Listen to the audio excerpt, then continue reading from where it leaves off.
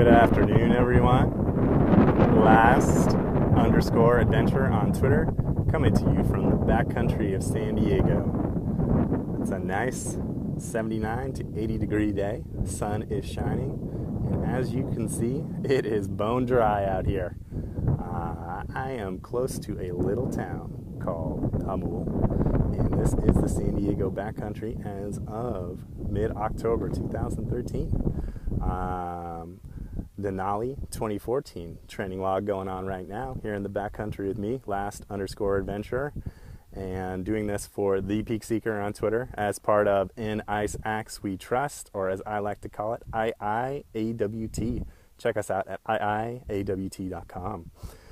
Had a few of these training videos. I'm not quite sure what week I'm on, but kind of quick recap.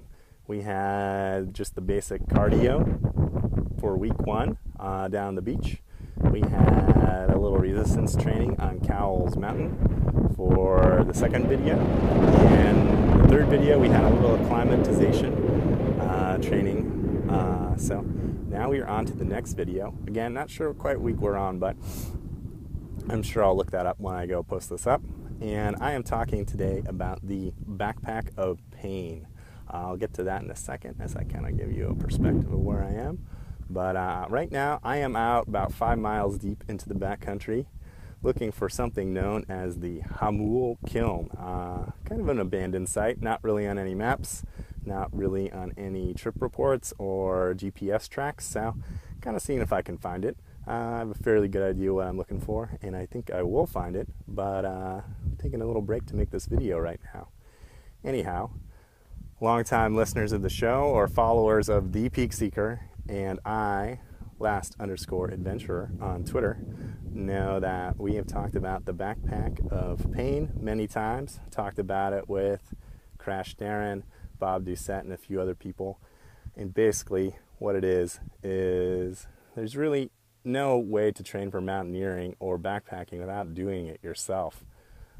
Just kind of pan over here. I think the kiln is right over that next ridge, which is where I'm going to be heading in a few minutes. But no way to train for that mountaineering without doing it yourself. And the best way to do it is kind of to load up a day pack or your actual backpack and head out on the trail and crush some miles. It's a crazy workout, and it's a general rule when you're mountaineering or backpacking. What I always learned back in the day, and what I think is a standard now, is your backpack should be no more than 1/4 to 1/3 your weight, which is, I think, still canon. But obviously for the backpack of pain, if you're going to be out for a short distance and you're careful, you can kind of take that weight up a notch for training purposes only.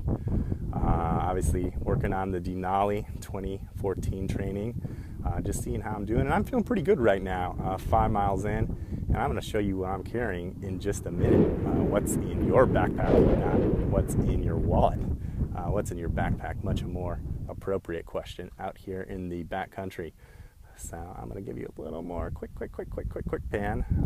You've seen where I've been, seen where I'm going, and now let's get to the money part of this episode. All right, so what's in my backpack? Number 1, dun, dun, 10 essentials in that waterproof pouch. As you can see, not much need for that today. Sky is blue, things are dry. Only way those things are getting wet is if I dump water on it, and even then it's gonna stay nice and dry.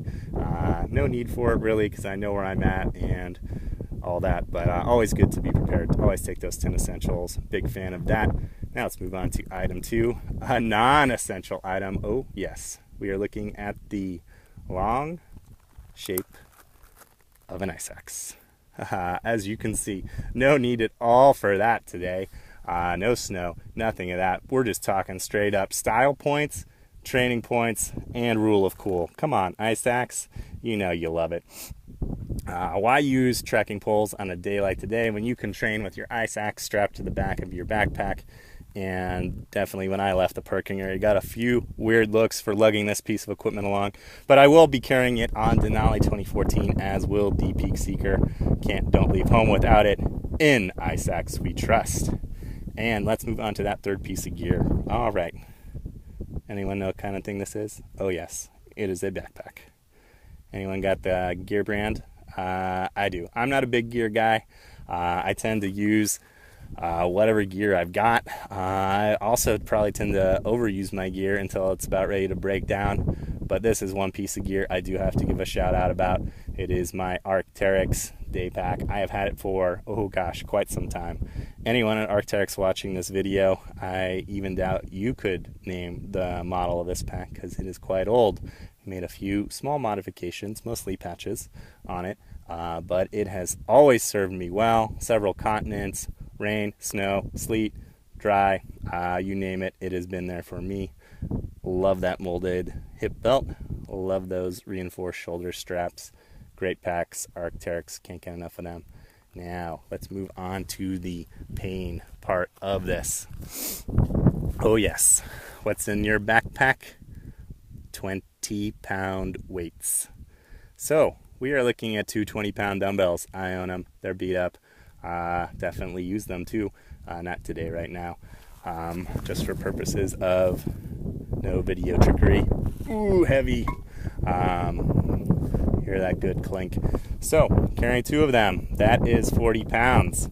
And then up above that, we've got two, these are just run-of-your-mill arm, ankle weights. I believe these were featured in our second video, 3 pounds each. So let's do the math. 20, 40, 43, 46. And then I got my remainder of my water supply. All that's left in my backpack right now is leftover food, empty water bottles, and this is what I've got left, about 3/4 of a liter. Gone through a fair amount already because it's quite dry. So let's do the math here. Not quite sure how much the water weighs. We'll just call that charitably a pound. 46, 47 pounds. Ice axe, that's probably what, about 2-3 pounds. You're now 50 pounds. Backpack, I love you to death, but I do not know how much you weigh. We'll go 4 pounds. We are now at 54 pounds. 10 essentials, negligible. We will call this total get out 55 pounds of goodness. And so as I get ready to get up, head up the trail here, that will definitely give you a good workout. So carrying 55 pounds for 5 to 10 miles of training, it's a great workout, great way to get in shape for Denali. And that is why they call it the backpack of pain, because while the scenery is beautiful out here, after a certain period of time, that amount of weight really starts to hurt you. But it's good for training. It's a good day, feeling good, feeling strong, and I think I will sign it out there because I got to go climb that hill. Until next time, this is Last_Adventurer talking about climbing and training for Denali next year, 2014, as part of In Ice Axe We Trust, IIAWT. Bring the pain, as some people on Twitter say. See you next time.